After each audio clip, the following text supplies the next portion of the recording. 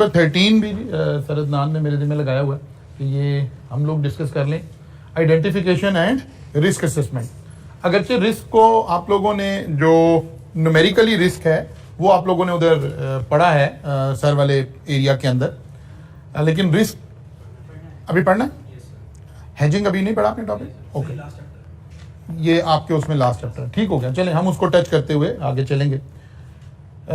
तीन छोटी छोटी सी बातें इस चैप्टर के अंदर डिस्कस हो रही हैं, कोई बहुत ज़्यादा लंबा चौड़ा मामला नहीं है। इस यहाँ से कॉन्सेप्ट बन के तो फिर आप वो जो लास्ट चैप्टर है न्यूमेरिकली रिस्क वहाँ पर कैलकुलेट कर रहे होंगे। लेकिन इस चैप्टर के अंदर रिस्क को इंट्रोड्यूस किया जा रहा है कि रिस्क है क्या। अगर हम आम जिंदगी में देखें तो हम रिस्क किसको कहते हैं?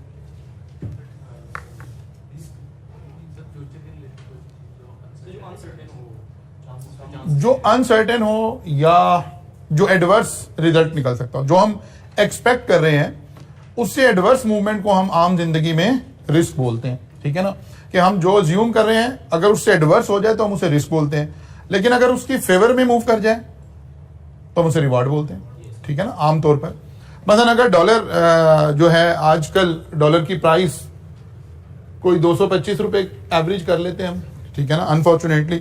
तो अब एक शख्स जिसने डॉलर की पेमेंट करनी है, अब दो लोग हैं, अपना अपना रिस्क है हर लोगों का। एक शख्स है जिसने पेमेंट करनी है, लेकिन पेमेंट उसे अभी आज से 30 दिन बाद करनी है। उसके लिए रिस्क क्या है?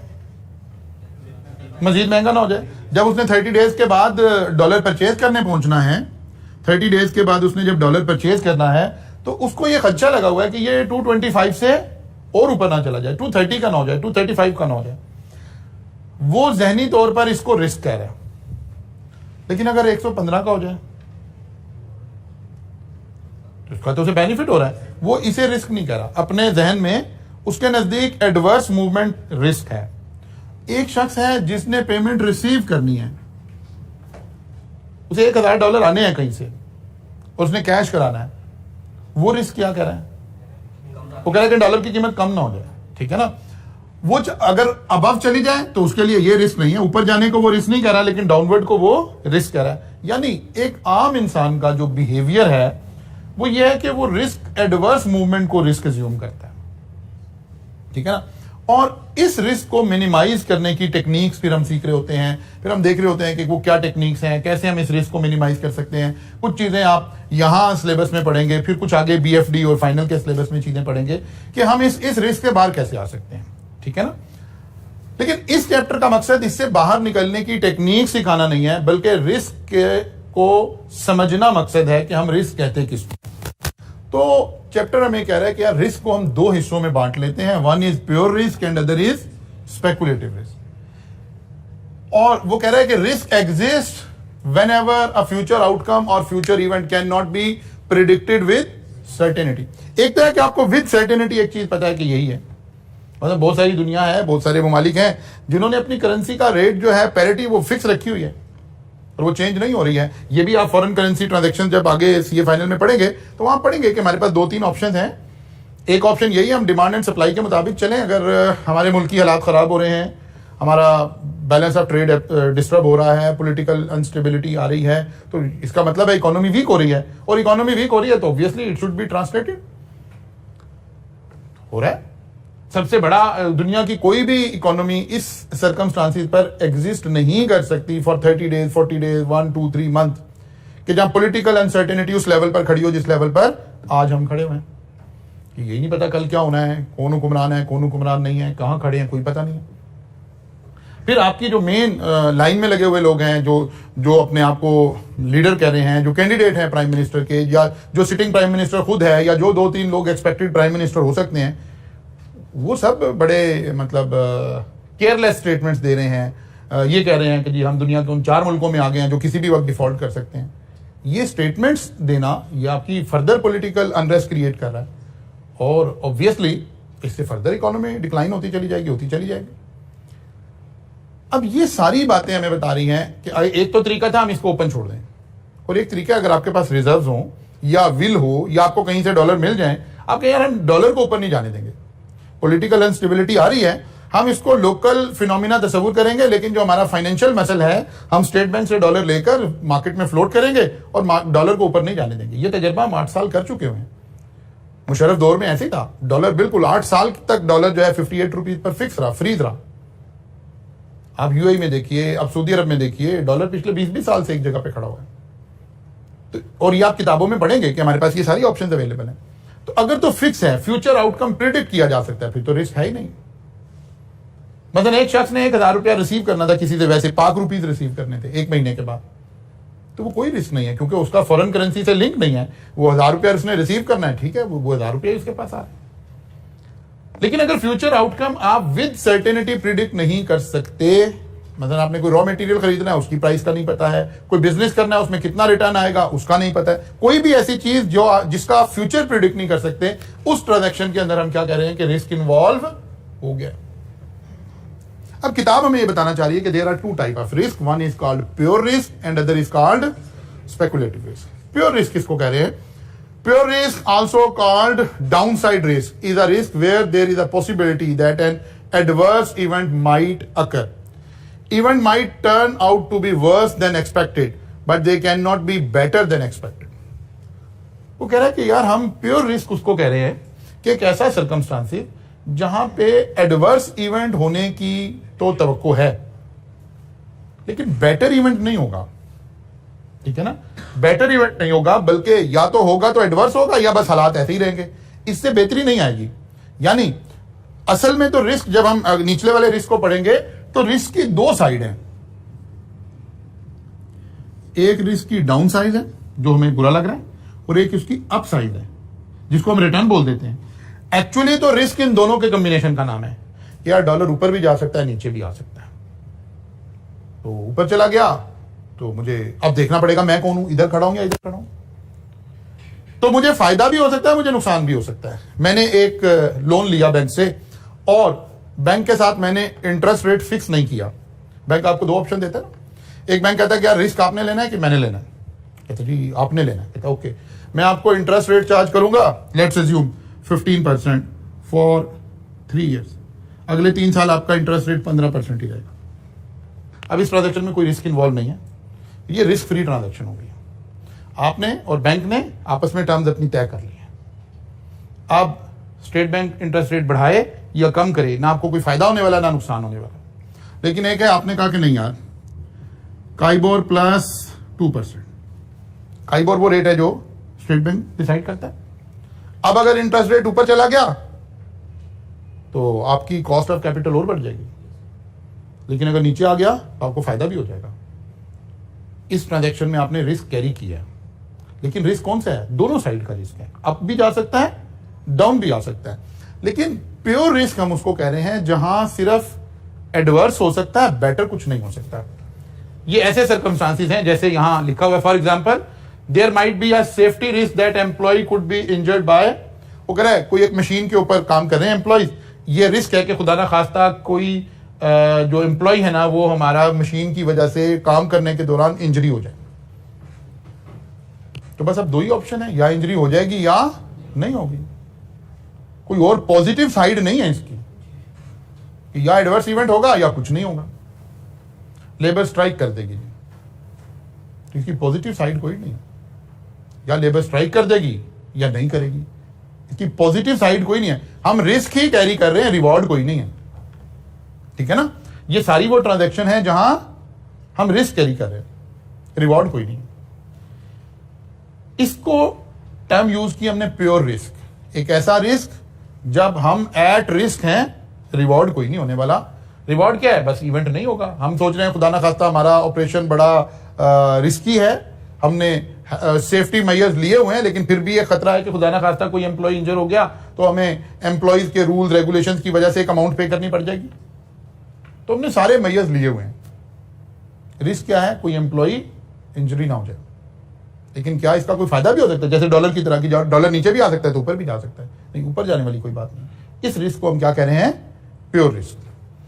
फिर हम स्पेकुलेटिव रिस्क, ये नाम, या टू वे रिस्क, ये टू वे रिस्क इसका जो नाम है ये सही एक्सप्लोर कर रहा है इस बात को, क्योंकि स्पेकुलेटिव तो एक खास तरह के हम बिजनेस को भी कहते हैं ना, लेकिन स्पेकुलेटिव बिजनेस का रिस्क का मतलब यह है कि यह रिस्क दो साइड पर जा सकता है।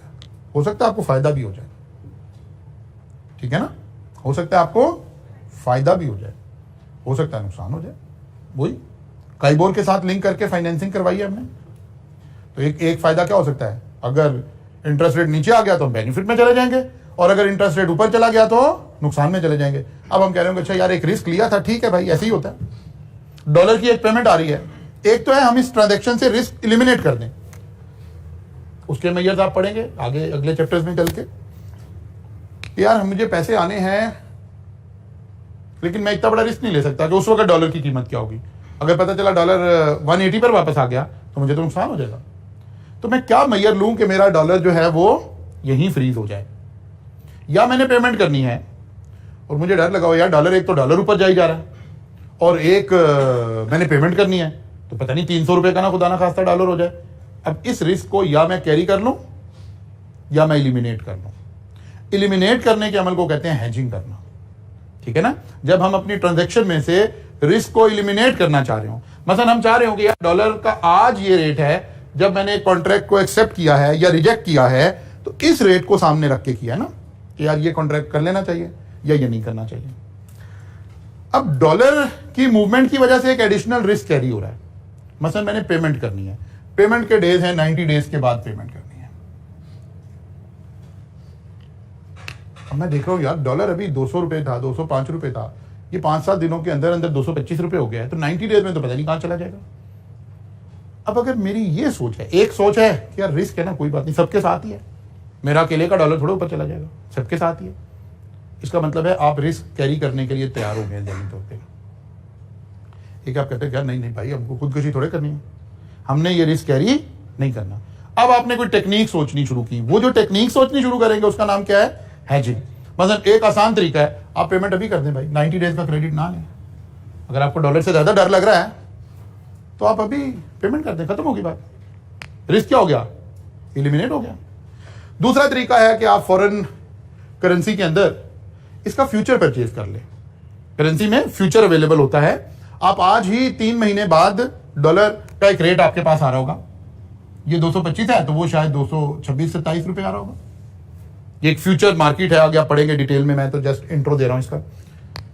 तो आप उस मार्केट में इसको खरीद लें, ठीक है। और जब एक्चुअल डॉलर देने की बात आए, अब अगर डॉलर बढ़ के खुदा ना खास्ता 300 रुपए का ही हो गया लेट्स से, तो आपने इस मार्केट में डॉलर 227 रुपए का खरीदा था, ये भी तो बढ़कर 300 का हो गया, इसको बेचेंगे, पैसे आएंगे, उस दिन स्पॉट पर जाकर 300 का डॉलर खरीद लेंगे, पेमेंट कर देंगे। क्या रिस्क हुआ, ये 2 रुपए हमें कॉस्ट आई इस रिस्क को कम करने के लिए। स्पेकुलेटिव नहीं, स्पेकुलेटिव में, नॉन डिलीवरेबल में, टैक्स में नहीं पड़ा था, स्पेकुलेटिव बिजनेस, ये वो वाली बात है।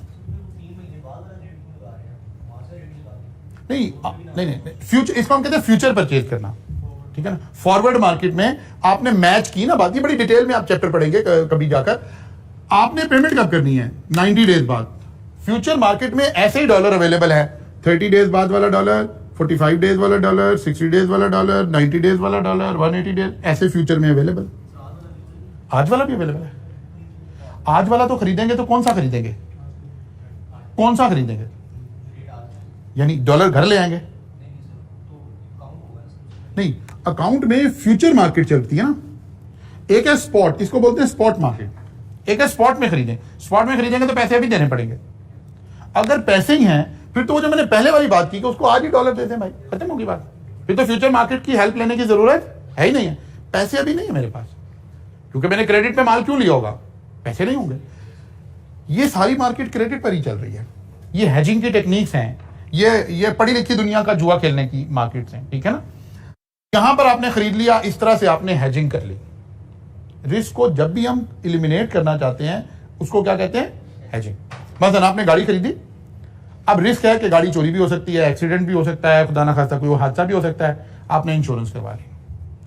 अब आप एक इंश्योरेंस का एक प्रीमियम पे कर रहे हैं, गाड़ी की कॉस्ट का कोई 2-2.5% साल का, लेकिन आपकी हेजिंग हो गई है, खुदा ना खास्ता गाड़ी चोरी हो गई तो आपको नई गाड़ी मिलेगी। गाड़ी का कोई मेजर एक्सीडेंट हो गया तो major cost insurance company bear करेगी। तो इसी तरह से हम किसी भी रिस्क की हैजिंग करने का सोच लेते हैं, ठीक है ना, रिस्क को मिनिमाइज करने के लिए। वो कह रहा है, किताब ये कह रही है आपको कि देयर आर रिस्क, जो दो तरफ रिस्क है, यानी प्रॉफिट भी हो सकता है, लॉस भी हो सकता है। आपने आज शेयर मार्केट में गए, आपने कहा जी रोज मार्केट गिर रही है 1,000 पॉइंट, आपने कहा सर यही तो बेस्ट टाइम होता है मार्केट में परचेजिंग करने का। यस, बिल्कुल ऐसी है। आप गए, आपने निशात मिल लिमिटेड के शेयर खरीद लिए, फर्ज कर लें आज शेयर की कीमत है 250 रुपए, तो क्या रिस्क कैरी कर रहे हैं? मार्केट और नीचे भी जा सकती है, मार्केट इससे ऊपर भी जा सकती है, दोनों रिस्क हैं। इसका मतलब है स्पेकुलेटिव रिस्क है। आपने गोल्ड परचेज कर लिया, गोल्ड की प्राइस नीचे भी जा सकती है, गोल्ड की प्राइस ऊपर भी जा सकती है। इसका मतलब है कौन सा रिस्क है? स्पेकुलेटिव रिस्क है, दो तरफ का रिस्क है। जब दो तरफ का रिस्क हो तो हम जो इन्वेस्टर होते हैं ना, हम उसका सबसे पहले मेजर करते हैं कि इसका रिस्क एपेटाइज क्या है, ये कितना रिस्क ले सकता है, इसके रिस्क को बियर करने की कैपेसिटी कितनी है, ठीक है, और इसका एटीट्यूड टुवर्ड रिस्क क्या है। मतलब वो आप पढ़ेंगे कि 3 तरह के लोग हैं। एक तरह के इन्वेस्टर को हम कहते हैं रिस्क सीकर है, और एक को हम कहते हैं रिस्क एवर्स है, और एक को कहते हैं रिस्क न्यूट्रल है। जो रिस्क सीकर लोग हैं ना, जब उन्हें कहते हैं ना इस ट्रांजैक्शन में बहुत रिस्क है, वो कहते हैं अच्छा ये मुझे बताओ कौन सी ट्रांजैक्शन है, बिकॉज दे बिलीव कि रिस्क लेना चाहिए, अगर लॉस ज्यादा हो सकता है तो गेन भी ज्यादा हो सकता है। तो ये फौरी तौर पर हाई रिस्क हाई रिटर्न पर बिलीव करते हैं। और जो रिस्क एवर्स लोग हैं वो कहते हैं अच्छा इसमें तो सारा पैसा डूब सकता है, कहते हैं पागल है हम यहाँ पैसे लगाएंगे, वो फौरन उस ट्रांजैक्शन से पीछे हट जाते हैं, वो उस ट्रांजैक्शन में इन्वॉल्व नहीं होते। अब सबसे पहले जब हम इस सारे को भी रीड करते हैं तो हमें टॉपिक ये समझाने की कोशिश कर रहा है कि जब रिस्क आया ना सामने, तो सबसे पहले तो आपने देखना है कि आपका एटीट्यूड टुवर्ड रिस्क है क्या। आप रिस्क सीकर हैं या रिस्क एवर्स हैं। अगर रिस्क एवर्स हैं तो इस ट्रांजैक्शन से वैसे ही क्या कर लें, बाहर आ जाए, ठीक है ना। और अगर रिस्क सीकर हैं तो फिर मेजर करें आपने कितना रिस्क लेना है, कैलकुलेट करें आप क्या रिस्क लेना चाहते हैं। मसलन आपने निशात मिल लिमिटेड का शेयर परचेज किया 250 रुपए का, तो आप कैलकुलेटेड रिस्क लें, ठीक है, कैलकुलेटेड रिस्क लें। पहले डिफाइन कर लें कितना रिस्क लेना चाहते हैं। मसलन अब रिस्क इस ये 250 प्राइस है, अब रिस्क क्या है, यहां से कीमत ऊपर भी जा सकती है और नीचे भी आ सकती है। कैलकुलेटेड रिस्क का मतलब है डिफाइन करें कि अगर ऊपर प्राइस जा रही है तो आपने कहां तक रिस्क लेना है, क्योंकि हर लम्हे ये रिस्क मौजूद है। मतलब आपने शेयर परचेज किया, वो 251 का हो गया, फिर 252 का हो गया, फिर 257 का हो गया, लेकिन हर वक्त ये रिस्क है कि यहीं से शेयर वापस ना हो जाए। कैलकुलेटेड ये है डिफाइन करें कि जब मैंने 250 का शेयर खरीदा है तो मैंने कितना रिस्क लेना है, अपसाइड पर कितना रिस्क लेना है। वो कहते हैं यार इस शेयर को खरीदने का मकसद था, मैं इसमें से 10% रिटर्न कमाना चाह रहा था, ठीक है, 10% का मतलब क्या हुआ, 25 रुपीज। इसका मतलब है जैसे ये शेयर 275 का होगा तो मेरा कैलकुलेटेड रिस्क कह रहा है कि अब इससे ऊपर शेयर की प्राइस जाने का रिस्क भी मैंने नहीं लेना, बल्कि मैंने इस शेयर को यहां सेल कर देना। हालांकि गेन आ रहा है, लेकिन रिस्क की दो साइड, ये पॉजिटिव वाला, ये नेगेटिव वाला। फिर आपने कहा एक पॉलिसी बनाओ, डाउनवर्ड हमने क्या सोचना है। हो सकता है बराबर सोच रहे हो, जरूरी नहीं है बराबर सोच रहे हो। वो कहता है देखो 250 का हमने लिया है, अगर शेयर की कीमत 240 रुपए हो गई ना, तो फिर हमने लोगों की बातों में नहीं आना कि अभी कीमत ठीक हो जाएगी, बस 2-3 दिन में हालात ठीक हो जाए, नहीं, आपने इसको सेल कर देना। बस हम 10 रुपए का रिस्क लेना चाह रहे हैं। मसलन आपने ये सारी ट्रांजैक्शन सुनी और आपने कहा सर कह रहे थे कि स्टॉक में इन्वेस्टमेंट करनी चाहिए, तो मेरे पास 2.5 लाख रुपया है, मैं निशात मिल के 1000 शेयर खरीद लेता हूं। साथ ही बताने वाले ने बताया कि यार देखो आप ये जो इक्विटी मार्केट है ना, ये बड़ी रिस्की मार्केट है, आप अपना रिस्क डिफाइन करके चलोगे। आप पहले देखो अपवर्ड साइज पे कितना रिस्क लेना है आपने, क्योंकि जैसे ये 251 का हुआ तो ये रिस्क है कि जो 1 रुपया कमाया वापस भी जा सकता है। कितना रिस्क लेना है आपने। वो कहता है मैं 25 रुपए का रिस्क ले रहा हूं। और अगर 250 से नीचे आना शुरू हो गया, 249 हो गया, 248 हो गया, तो कितना रिस्क लेना है। कहते 10 रुपए तक मैं सोचूंगा, इवन आपकी स्टॉक एक्सचेंज का सॉफ्टवेयर आपको अलाउ करता है, इसे स्टॉप लॉस कहते हैं। वो कहते हैं स्टॉप लॉस लगा दो। स्टॉप लॉस क्या है? रिस्क को क्वांटिफाई करने का नाम है। शेयर खरीदते वक्त ही आप वेल डिफाइंड थे, आपने 2.5 लाख रुपए के शेयर खरीदे, साथ ही सॉफ्टवेयर में फीड किया कि यार जब 275 का शेयर हो जाए ना तो मेरे से ना पूछना, बेच देना। आज ही सेल का ऑर्डर लगा दिया। साथ ही आपने कहा कि अगर 240 का हो गया ना तो सेल कर देना, फिर भी मेरे से ना पूछना, बिकॉज उस वक्त मैं तो मार्केट सेंटिमेंट्स से खेल रहा हूंगा, मेरी उस वक्त की डिसीजन मेकिंग गलत हो सकती है। मैंने आज बैठ के इन्वेस्टमेंट के टाइम पे डिसाइड किया कि मैंने रिस्क लेना कितना है, रिस्क को क्वांटिफाई किया। इस इन्वेस्टमेंट से मैं 25,000 रुपया कमाना चाहता था, टारगेट मेरा ये था, और इस इन्वेस्टमेंट में अगर लॉस होता है तो मैं 10,000 का लॉस करना चाहता हूं। इससे बड़ा रिस्क मैं लेना नहीं चाहता, क्योंकि अदरवाइज ये ट्रांजैक्शन यहां से बढ़ते बढ़ते यहां तक भी जा सकती है और नीचे आते आते मेरी अमाउंट जीरो भी हो सकती है। क्या मैं 2.5 लाख पूरे का रिस्क लेना चाहता हूं? अब आपने अपने फाइनेंशियल हालात देखने हैं, आपने अपनी कंपनी की पॉलिसी देखनी है, आपने डिसाइड करना है कि आप कहां खड़े हैं। इस चीज का नाम है कि रिस्क को क्वांटिफाई कर लें, ठीक है ना। ये जो सारी कहानी हमने सुनी है, इसका मतलब क्या है कि रिस्क को क्वांटिफाई कर लें और कैलकुलेटेड रिस्क लेना सीखें। अच्छा जी, an investment in share is exposed to a speculative risk because the market price of the share might go up or down. Investor will gain if price goes up or suffer a loss if price goes down. तो कह रहा है कि हमें क्या करना चाहिए, हमें देखना। इसने 2 एग्जांपल्स ये देकर फिर उसने बताया नीचे कि कंपनी जो है वो भी दोनों तरह का रिस्क ले रही है, और उसने बताया कि ये वाला जो रिस्क है, जो 2 साइड का रिस्क है, हम इसको कम कर सकते हैं, हम इसको रिड्यूस कर सकते हैं। किसकी मदद से? अपने रिस्क का पोर्टफोलियो बना के हम डिसाइड करें हमने कितना रिस्क लेना है। और इसी को वो कह रहा है कि इसका दूसरा नाम क्या है? ऑपरेशनल रिस्क भी है, या स्ट्रेटेजिक रिस्क भी इसी को हम कहेंगे। 3 नाम इसने इस पर एलोकेट कर दिए। बिजनेस रिस्क भी इसी को हम कहते हैं। कॉस्ट ऑफ कैपिटल तो पढ़ लिया ना आपने? कॉस्ट ऑफ कैपिटल पढ़ ली? कॉस्ट ऑफ कैपिटल के अंदर आपने बात पढ़ी थी कि जब आप risk free return plus market return minus risk free return, ये क्या था? Risk premium. ये रिस्क प्रीमियम था ना एक्चुअली। वो जो हम कहते हैं हाई रिस्क हाई रिटर्न, तो वो इस वाले एरिया पर डिपेंडेंट होता है। अच्छा खैर, अब आएंगे रिस्क मैनेजमेंट, जो बात मैं आपको समझाने की कोशिश कर रहा हूं। Risk management is the process of managing the both downside risk and business risk. वो कहते हैं इसको मैनेज करने का नाम है both side. It can be defined as culture, structure and process that are focused on achieving possible opportunities yet at the same time control unwanted result. अब हमने अनवांटेड रिजल्ट किसका नाम दे दिया? 2,75,000 से ज्यादा हम ऊपर नहीं जाना चाहते और 2,40,000 से नीचे नहीं जाना। इसके अलावा जो रिजल्ट है वो अनवांटेड है हमारे लिए। हम 3 लाख पर नहीं जाना चाहते इस इन्वेस्टमेंट से, बिकॉज हम क्या कर रहे हैं? कैलकुलेटेड रिस्क लेने जा रहे हैं, हम ओपन रिस्क नहीं ले रहे। The risk management is a corporate governance issue. वो कहता है ये कॉर्पोरेट गवर्नेंस का इशू है। Board of director have a responsibility to safeguard the assets of the company to protect investment of shareholder from loss of value. वो कहता है BOD का जिम्मेदारी है कि उसने तमाम एसेट्स को प्रोटेक्ट करना है ताकि शेयर होल्डर की वैल्यू लॉस ना हो जाए। The board should therefore keep strategic risk with in limit that share holder would expect. With in limit क्या मतलब? ये लिमिट डिफाइन किया, ये अपवर्ड रिस्क, ये डाउनवर्ड रिस्क। इसके अंदर अंदर रहकर आपने जो है रिस्क लेना है। अब ये तो चले स्टॉक मार्केट की बात होगी, आप कोई और काम कर रहे हो, कोई प्रॉपर्टी में इन्वेस्टमेंट कर रहे हो, कोई रॉ मटेरियल आप खरीद रहे हो, कुछ भी खरीद रहे हो, आपने एक लेवल का रिस्क कैरी करना है। उस लेवल से अगला रिस्क आप कैरी नहीं कर सकते। पर्टिकुलरली लिस्टेड कंपनीज तो बिल्कुल भी नहीं कर सकती, वहां तो रेगुलेशन हम इस चैप्टर में देख ही रहे हैं उसके ऊपर।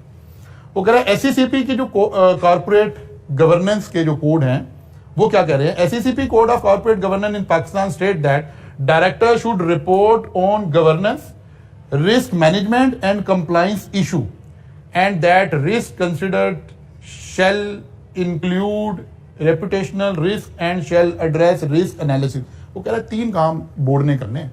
अब किसी लिस्टेड कंपनी की उठाइए बैलेंस शीट, फाइनेंशियल स्टेटमेंट 2021 के मिल जाएंगे आपको। वहां एक डायरेक्टर रिपोर्ट लिखी होती है शुरू में, उसको पढ़े। उसके अंदर ये 3 इशू डिस्कस हो रहे होंगे। क्या जी? Director should report on governance, के कॉर्पोरेट गवर्नेंस की कौन कौन सी चीजों को हम अप्लाई कर रहे हैं। रिस्क मैनेजमेंट, हमने रिस्क को कैसे मैनेज किया है। पर्टिकुलरली 2021 की जो रिपोर्ट्स हैं आपको बड़ी अच्छी नजर आएंगी इस हवाले से, क्योंकि 2021 में रिस्क जो था ड्यू टू कोविड, बेताशा रिस्क मार्केट में मौजूद था, तो आपको बड़ी अच्छी रिपोर्ट्स पढ़ने को मिलेंगी कि रिस्क कैसे मैनेज हुआ और किस तरह से हमने चीजों को लेकर चले। ये हमारी कॉर्पोरेट लॉ की रिक्वायरमेंट है, SECP की रिक्वायरमेंट है, यानी कंपनी लॉ की रिक्वायरमेंट है। Board is responsible for defining the companies risk policy. क्या रिस्क पॉलिसी? हम कितना रिस्क लेते हैं। रिस्क एपिटाइट, हम कितना रिस्क बर्दाश्त कर सकते हैं। रिस्क एपिटाइट का मतलब है कि आपकी लॉस उठाने की कैपेसिटी कितनी है। समटाइम हम कंपेटिटिव एडवांटेज, जब हम पिछले चैप्टर पढ़ रहे थे, हमने वहां देखा, हमने बात एक दिन क्लास में की भी, कि बाद दफा एक बड़ा इन्वेस्टर एंटर होता है मार्केट में और वो अंडर सेलिंग शुरू कर देता है, बिकॉज इसका रिस्क एपिटाइट बेहतर है, ये ज्यादा रिस्क ले सकता है। ये कहता है यार पहले चीजें इतनी सस्ती कर दो कि जो कमजोर मार्केट में प्लेयर है ना, वो तो ये लॉस बर्दाश्त नहीं कर सकेगा, कितने दिन चलेगा मेरे साथ। अल्टीमेटली वो अपने बिजनेसेस बंद कर देगा। इन सारों के बिजनेस बंद करवाने के बाद फिर मैं थोड़े अरसे के बाद ग्रेजुअली अपनी प्राइसेस बढ़ाना शुरू करूंगा और वहां से बेनिफिट उठाऊंगा।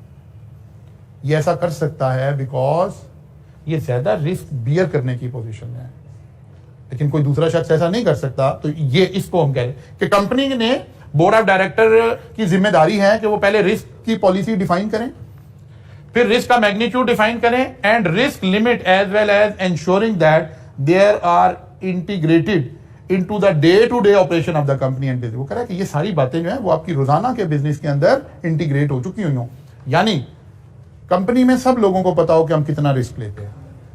जो हमारी बाइंग वाले लोग हैं, जो हमारे सेलिंग वाले लोग हैं, जो हमारा इन्वेस्टमेंट एडवाइजर है, उन सब लोगों को पता हो कि हमारी कंपनी की पॉलिसी क्या है, हम कितना रिस्क लेने की पोजीशन में हैं। मसलन एक बात आमतौर पर कही जाती है, जो आम आदमी है ना, वो हमेशा जो बुनियादी उसूल होता है ना, उससे रिवर्स खेल रहा होता है। मसलन आजकल आप रोजाना खबरें क्या सुन रहे हैं? डॉलर बढ़ रहा है, डॉलर बढ़ रहा है, डॉलर बढ़ रहा है। आप जरा कोई करेंसी का डीलर आपका वाकिफ हो तो उससे पूछो यार आज 225 का डॉलर है, मुझे मिल जाएगा? तो कहता नहीं सर डॉलर तो अवेलेबल ही नहीं है। क्या मतलब? कहता सर लाइनें लगी हुई है, लोग खरीदार फिर रहे हैं, डॉलर मार्केट में है ही नहीं, इसीलिए तो बढ़ी जा रहा है। यानी एक आम आवाम जिसने शायद जिंदगी में कभी डॉलर का नोट, करेंसी नोट देखा भी नहीं था, वो भी डॉलर खरीदने के लिए निकला हुआ है। और डॉलर के ऊपर further pressure, psychological barrier create हो रहे हैं। यानी डॉलर वो खरीदे जिसने, या तो कोई बड़ा आदमी है जिसने कोई डॉलर में इन्वेस्टमेंट करनी है, या वो खरीदे जिसने कोई डॉलर में पेमेंट करनी है। नहीं, एक आम आदमी होकर यार मेरे पास 2 लाख रुपए पड़े थे, मैंने सोचा डॉलर खरीद के रख लेता हूं, डॉलर बढ़ी जा रहा है। तो डॉलर तो अवेलेबल नहीं है मार्केट में, आप जाएंगे तो अब डॉलर बढ़ी जा रहा है, बढ़ी जा रहा है, बढ़ी जा रहा है, रिस्क और आई जा रहा है, आई जा रहा है, आई जा रहा है। तो कह रहे कि नहीं, आपने, कंपनी ने डिफाइन करना है। अच्छा, आजकल आप दूसरी तरफ देखें, डॉलर के मुकाबले में जरा दूसरी तरफ चले जाएं, स्टॉक मार्केट। आप रोज सुन रहे हैं जी 1000 पॉइंट गिर गई है, आज इतनी मंदी हो गई, इतने अरब का नुकसान हो गया। लोग शेयर बेच रहे हैं इस वक्त, इस खौफ से कि ये और गिर जाएंगे। अब असल उसूल क्या है? जो लोग रिस्क को समझते हैं, असल उसूल क्या है? ये टाइम है स्टॉक मार्केट में इन्वेस्ट करने का, और ये टाइम है डॉलर बेचने का। लेकिन आम आदमी ये काम नहीं कर सकता। जो चीज अपनी मैक्सिमम पे खड़ी है वहां बाय चाहिए कि सेल करनी चाहिए? वहां तो सेल करनी चाहिए। लेकिन ह्यूमन बिहेवियर क्या है? वो जब चीज बढ़ रही होती है तो समझ रहे होते हैं इससे और ऊपर चली जाएगी।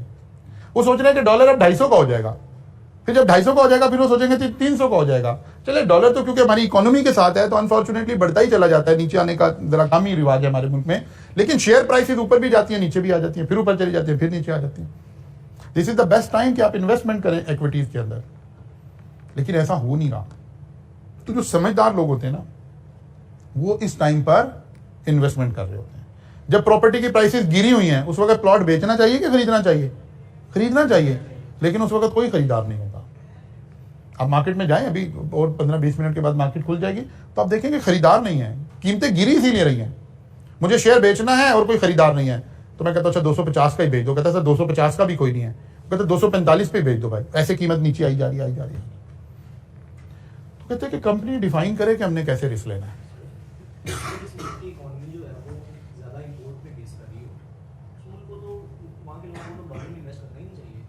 क्योंकि एक तरफ वो डॉलर का बेनिफिट लेंगे, दूसरी तरफ उनको अपनी देश का लोग कहाँ से आएंगे?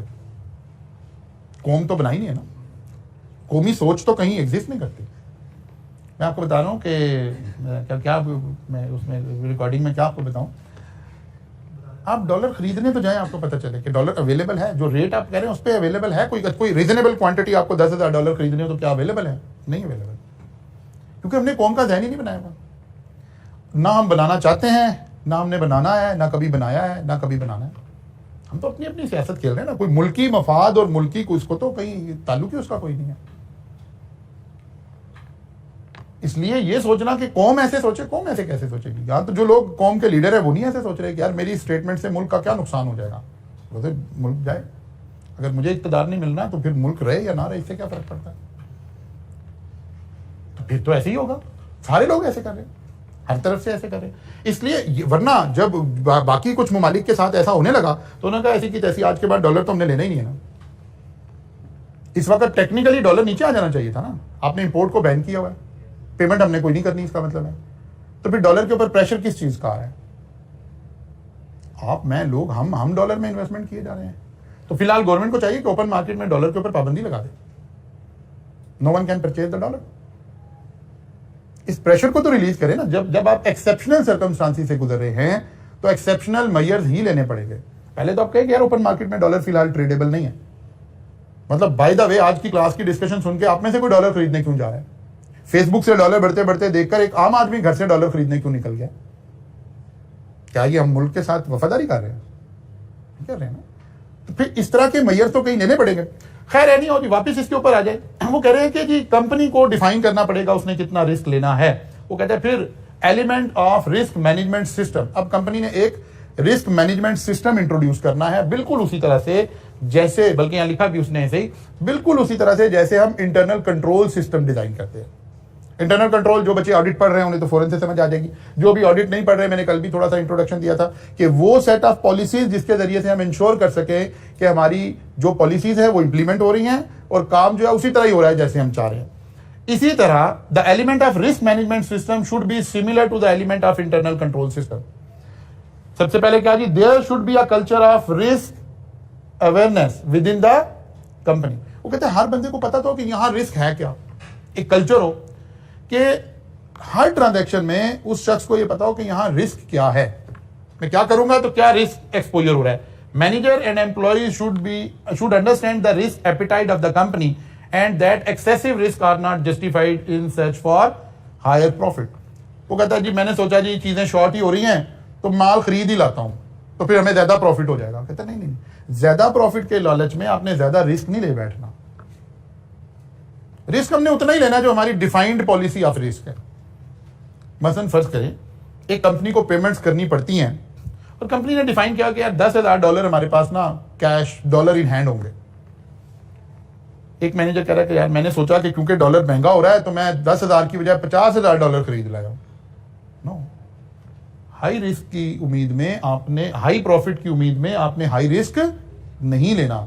ये स्टेटेड पॉलिसी होनी चाहिए। आपके सारे मैनेजर्स को, आपके सारे स्टाफ को, सारे लोगों को पता होना चाहिए कि हमारी कंपनी इतना रिस्क लेती है, हम इसके ऊपर खेल रहे हैं, इससे ज्यादा रिस्क हम नहीं ले रहे। अच्छा जी, number 2, there should be a system and process for identifying, assessing and measuring risk.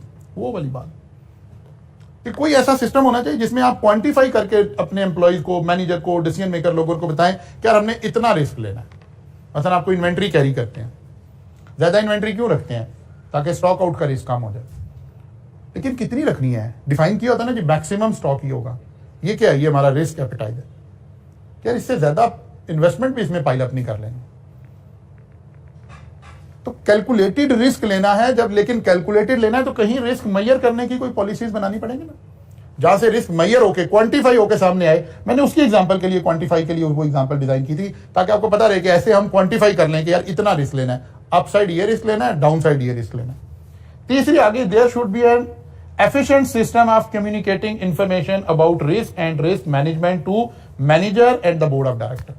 वो कह रहा है एक एफिशिएंट कम्युनिकेशन सिस्टम ऑर्गेनाइजेशन में मौजूद होना चाहिए ताकि अगर कोई रिस्क आ रहा है और हमने उसके ऊपर कोई अपनी लाइन ऑफ एक्शन डिजाइन करनी है तो पता चले आप बोर्ड मीटिंग ही बुलाते रह गए, इतनी देर में वो ट्रांजैक्शन ही गुजर गई। मसलन कुछ लोगों को पता चल रहा था जैसे ही ये इलेक्शन के रिजल्ट्स आना शुरू हुए, उन्हें पता चला कि यार ये सीट्स जो है पीटीआई की अब ज्यादा आ रही हैं, तो पीपल कैन वेल विजुअलाइज के क्या होने वाला है इसके बाद। तो कंपनी को पता चला कि यार ये तो काम खराब हो रहा है, फलां बंदे की पेमेंट है यार उसको रिलीज कर दो, क्योंकि डॉलर फर्दर महंगा हो जाएगा इस सारी ट्रांजेक्शन से। तो जो लोग रिस्क को समझते हैं, जो लोग रिस्क को कैलकुलेट करना जानते हैं, जो लोग समझ रहे हैं कि इस वक्त हालात क्या हैं, तो अब ये ना हो कि वो कहे कि अच्छा जी फिर बोर्ड मीटिंग नहीं, there should be an efficient system of communication, ताकि आप मैनेजर और आप लोग जब रिस्की ट्रांजैक्शन में इन्वॉल्व हैं तो एफिशिएंटली काम कर सकें। Strategies and risks should be monitored to ensure that strategic objectives are being achieved within acceptable level of risk.